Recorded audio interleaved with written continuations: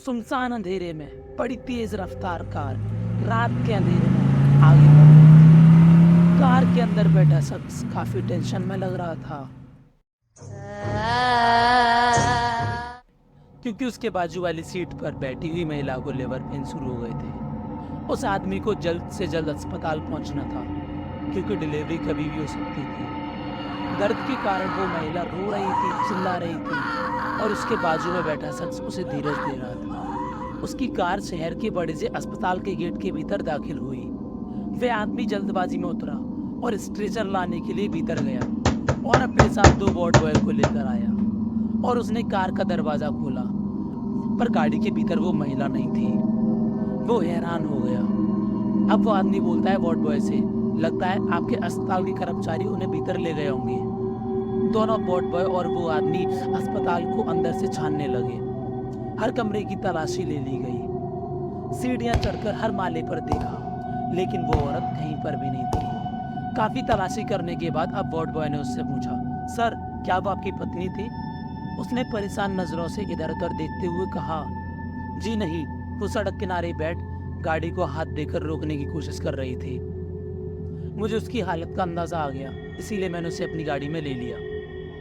ऐसा उस व्यक्ति ने बोला और अस्पताल ले आया। अब वार्ड बॉय बोलता है, मतलब आपका भी सामना उस आत्मा से हो गया? अब वो व्यक्ति बोलता है, आत्मा से? तुम कहना क्या चाहते हो? अब वार्ड बॉय बोलता है, उस प्रेग्नेंट लेडी की कहानी यहाँ का बच्चा बच्चा जानता है। और वार्ड बॉय बोलता है साथ में, अगर आप इन बातों पे यकीन नहीं करते तो मैं आपको डराऊंगा नहीं। आपसे पहले भी कई राहगीर उस महिला को हमारे अस्पताल लाने का वादा करते हैं, ऐसा वार्ड बॉय ने बोला। अब वार्ड बॉय बोलता है, आपको जाना कहाँ था? अब वो आदमी बोलता है, वैसे मुझे जाना तो कहीं और था, लेकिन उस महिला को देख, उसकी हालत को देख, मैं उसे अस्पताल ले आया। खैर अब मैं चलता हूँ। इतना बोलकर वो आदमी अस्पताल से निकल जाता और दोबारा अपनी मंजिल की तरफ जाने लगा। अब सड़क से गुजरते हुए वो एक चौराहे की तरफ पहुंचा। ये वही चौराहा था जहां से मुड़कर उसे दूसरी तरफ जाना था, लेकिन उस महिला की वजह से उसे शहर जाना पड़ा। अब यहाँ वो गाड़ी चलाते चलाते उस औरत के बारे में सोचता है, लेकिन फिर वो अपने मन को भटकाने के लिए बोलता है, जाने दो, इतना क्या सोचना उसके बारे में। अपने आप से गुनगुनाते हुए जैसे ही उसने गाड़ी को पीछे लेने के लिए स्टीयरिंग व्हील को घुमाया और पीछे देखा, तो उसने पीछे वाली सीट पर पाया खून से लथपथ महिला उसकी पिछली सीट पर बैठी उसे घूरते हुए देख रही थी।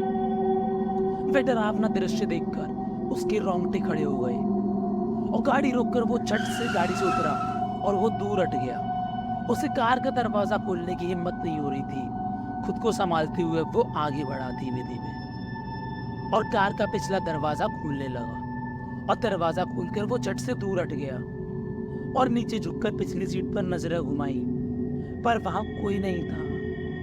और तभी एक कार हॉर्न बजाते हुए वहां से निकल गई। जो कुछ भी हो रहा था सब उसकी कल्पना से परे था। रात भर बाहर रुका, लेकिन इस तरीके का अनुभव उसे पहले कभी नहीं हुआ था। पर आज ये सब देखकर उसे डर लगने लगा था। बिना कुछ सोचे वो गाड़ी में बैठा और वहां से तेजी से निकल गया। अगले दिन वो ऑफिस में बैठा जरूर था, लेकिन उसका ध्यान कहीं और था। सब अपने अपने काम में मसरूफ थे, लेकिन इसके दिमाग में वो कल रात वाली घटना घर करके बैठी हुई थी। उसे इस तरह खामोशी में बैठा देखकर उसकी एक सहकर्मी राधिका वो उसके पास कुर्सी पर आकर बैठ गई। अब राधिका बोलती है, ए क्या कर रहे हो? उसकी बात सुनकर वो अपने ख्यालों से तुरंत बाहर आया और हिचकिचाती आवाज में बोलता है, अरे राधिका, तुम बोलो ना, क्या बात है? अब राधिका बोलती है, सुबह से ना एक भी बार हाय हेलो किया, ना पीछे मुड़कर देखा, बस गुमसुम से बैठे हुए हो। कोई और मिल गई है क्या? अब ये व्यक्ति बोलता है, तुम भी ना कैसी बातें कर रही हो, ऐसा कुछ भी नहीं है। अब राधिका बोलती है, इतने खोए खोए रहते हो, जरूर किसी लड़की का चक्कर है। अब ये लड़का बोलता है, नहीं यार, बोलो ना क्या बात है। अब राधिका बोलती है, कल घर में एक पूजा रखी है, सबको बता दिया है, तुम्हें भी आना होगा, और कल छुट्टी भी है, तो यार मना मत करना प्लीज, सबको आना है और तुम्हें भी आना होगा। उसके और ये कहते हुए राधिका ने इस शख्स की तरफ देखा और ये अभी भी कुछ सोच रहा था। इसका ध्यान बिल्कुल भी राधिका की तरफ नहीं था। उसे इस तरह देख राधिका ने फिर उससे पूछा, क्या बात है, तुम कुछ ज्यादा परेशान लग रहे हो, कुछ हुआ है क्या? अब ये शख्स कुछ पल खामोशी से बैठा रहा और तभी एकाएक ये राधिका की तरफ देखता है और राधिका को बोलता है तुम भूत प्रेत इन सब पे विश्वास करती हो। अब राधिका बोलती है यार ये अचानक तुम्हें क्या हो गया, हमेशा मजाक मस्ती करने वाला इंसान एकदम से भूत प्रेतों की बातें कैसे करने लगा। अब ये शख्स बोलता है यार मैं मजाक नहीं कर रहा हूँ, प्लीज बताओ क्या तुम भूत प्रेतों पर यकीन करती हो, क्या तुमने कभी किसी से इनके बारे में सुना है, ऐसा ये शख्स पूछता है राधिका को। अब राधिका बोलती है वैसे सुना तो है मैंने, लेकिन मैं खुद यकीन नहीं करती। अब इससे पूछती है लेकिन हुआ क्या है। अब ये शख्स बोलता है तुम यकीन नहीं करोगी, कल रात मैंने किस तरीके की शक्ति का सामना किया है। अब राधिका पूछती है किस तरीके की शक्ति का सामना किया है। अब राधिका चिल्ला के पूछती है कुछ साफ साफ बोलोगे। अब राधिका की ये सारी बातें सुनकर उसने अपना सर दोनों हाथों से पकड़ा और टेबल पर सर रख के बैठ गया। पर अगले ही पल उसके कानों में एक अजीब सी आवाज गूंज उठी, आवाज किसी छोटे बच्चे की हंसने की आवाज। उसने ऊपर देखा तो पूरा ऑफिस खाली पड़ा था। छत पर कई सारी ट्यूबलाइट्स में से कुछ ट्यूबलाइट्स बंद चालू हो रही थी। केवल एक पल में बदलता मंजर देखकर उसकी सांसें अटक गई और दोबारा उसे किसी बच्चे की किलकिलाने की आवाज सुनाई दी। उसने झट से मुड़कर आवाज की तरफ देखा। एक तरफ कुछ दूरी पर वहां बाथरूम था, लेकिन लाइट बंद होने के कारण वहां कुछ दिखाई नहीं दे रहा था। उसने गौर से देखा तो उसने पाया वहां कोई दूर खड़ा उसे घूरता हुआ नजर आ रहा है। अब यहाँ इस शख्स का दिल बहुत जोर से धड़क रहा था, फिर भी हिम्मत जुटाकर ये बाथरूम की तरफ जाने लगा। बाथरूम के भीतर की लाइट कभी चालू कभी बंद हो रही थी, जिसकी वजह से बाथरूम के भीतर कभी उजाला कभी अंधेरा हो रहा था। ये बाथरूम के दरवाजे के पास पहुंच गया। उसने आधे खुले दरवाजे से अंदर झांक कर देखा तो कुछ भी नजर नहीं आ रहा था। तभी उसे अपने पीछे किसी के होने का एहसास हुआ, जैसे पीछे खड़ा कोई उसके काफी करीब पहुंच चुका था। डर के कारण उसकी गर्दन पर जमे पसीने से पीछे खड़े शख्स की सांसों का एहसास हो रहा था। वो इतना डरा हुआ था उसे अपने खुद के दिल की धड़कन साफ साफ सुनाई दे रही थी। गला पूरी तरह से सूख चुका था। पीछे से आ रहा वो डरावना एहसास उसके बर्दाश्त से बाहर हो गया था। उसने हिम्मत जुटाई और पीछे मुड़कर देखा, पर पीछे तो कोई नहीं था। पूरा ऑफिस बिल्कुल खाली पड़ा था। उसकी जान में जान आ गई। गहरी सांस लेकर उसने सामने बाथरूम की तरफ देखा और पल भर में काला साया भागता हुआ आया और उसके ऊपर झपटा। एकदम से वो होश में आ गया। राधिका अभी भी उसके सामने बैठी उससे पूछ रही थी तुम बताओगे नहीं तो हमें पता कैसे चलेगा कि तुम्हारे साथ क्या हुआ है। अब इस शख्स ने टेबल पर से पानी की बोतल उठाई और 2 घूंट पीकर गहरी सांस ली। अरे कल रात हमारे ऑफिस की पार्टी थी ना, तो तुम लोग चले गए और मैं थोड़ी देर रुका रहा। करीब 11:30 बजे मैं यहाँ से घर के लिए निकला।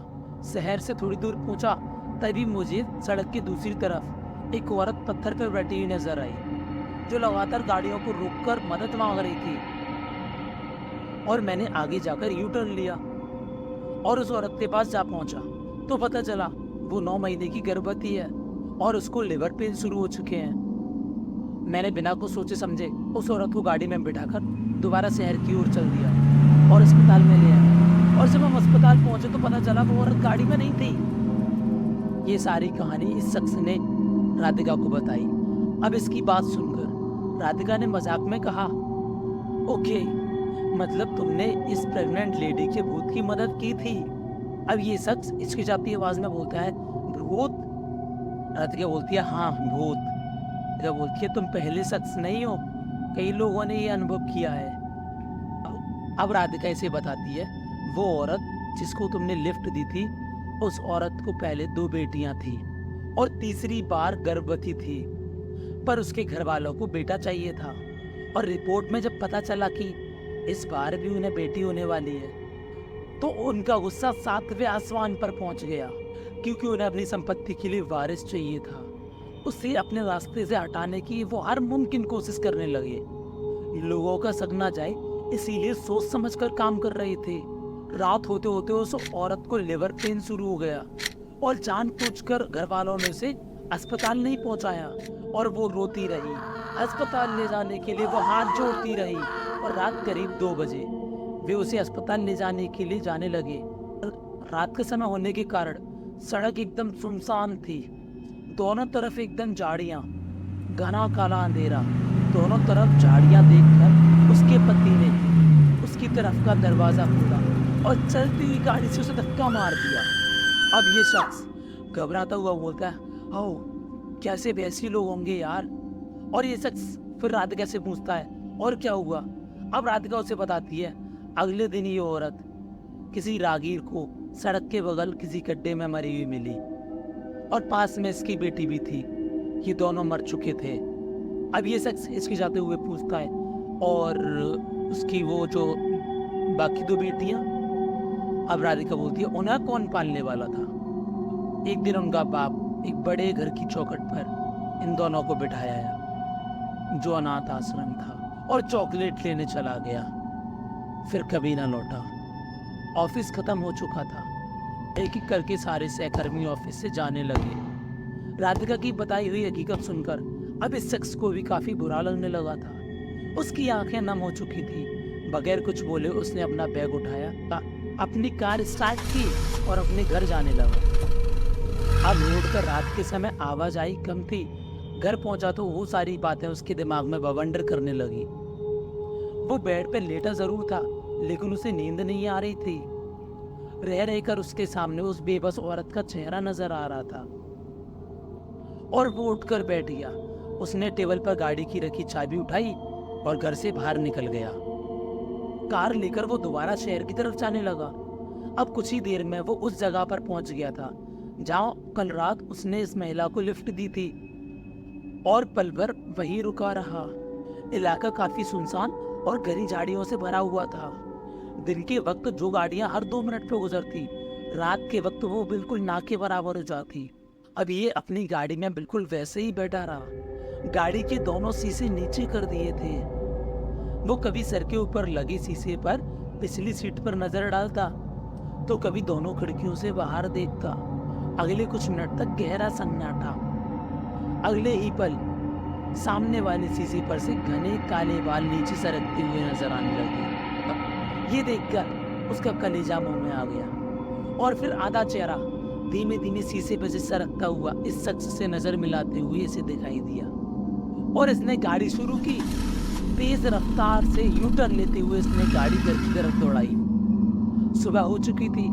अच्छी तरह तैयार होकर वो अब अपनी गाड़ी में बैठ चुका था। राधिका के घर जो जाना था वो भी राधिका को मन ही मन पसंद करता था। आज राधिका के घर में पूजा भी थी तो ये अच्छा मौका था उसे अपने दिल की बात बताने का। पर रह रहकर ये डरावनी बात इस शख्स को परेशान कर रही थी और मन ही मन सोच रहा था, अगर राधिका हाँ बोलेगी तो ये शहर छोड़कर कहीं राधिका के साथ दूर चला जाऊं। और अब ये राधिका के घर पहुंचा। यहाँ लोग बैठकर खाना खा रहे थे। टेबल पर रखी हुई एक तस्वीर पर लोगों ने काफी फूल माला चढ़ाए हुए थे। शायद राधिका के घर में किसी की बरसी थी। उसे देखकर राधिका दौड़ती हुई आगे आई और बोली, तुम्हारा आना आज मेरे लिए सबसे इम्पोर्टेंट है। और राधिका उसे बताती है, आज मेरी माँ की 14वीं बरसी है। और राधिका इस शख्स का हाथ पकड़कर उसे अपनी माँ की तस्वीर के आगे ले गई और राधिका अपनी माँ की तस्वीर के सामने हाथ जोड़कर खड़ी हुई थी। इस तस्वीर को देखकर इस शख्स को समझ में आ गया था, जिस गर्भवती महिला को इस शख्स ने लिफ्ट दी थी बल्कि वो कोई और नहीं, राधिका की माँ ही थी। अब वो हैरान हो चुका था और अगले ही पल इसने अपनी पॉकेट में हाथ डालकर एक छोटी सी अंगूठी निकाली और इस तस्वीर के सामने ही ये अंगूठी राधिका की उंगली में पहनाते हुए कहा, सासू माँ, आपकी बेटी से बहुत प्यार करता हूँ और शादी करना चाहता हूँ। आपका आशीर्वाद चाहता हूँ। राधिका ने आंखें खोलकर उसकी तरफ देखा, लेकिन ये शख्स अब राधिका की माँ की तस्वीर के आगे हाथ जोड़कर खड़ा हुआ था और ये देखकर राधिका की आंखों से खुशी के आंसू बहने लगे। तो गाइस, मैं करता हूँ वीडियो को फिनिश। मिलता हूँ आपसे नेक्स्ट वीडियो में। If you like the video, give it a thumbs up, do not forget to subscribe my channel.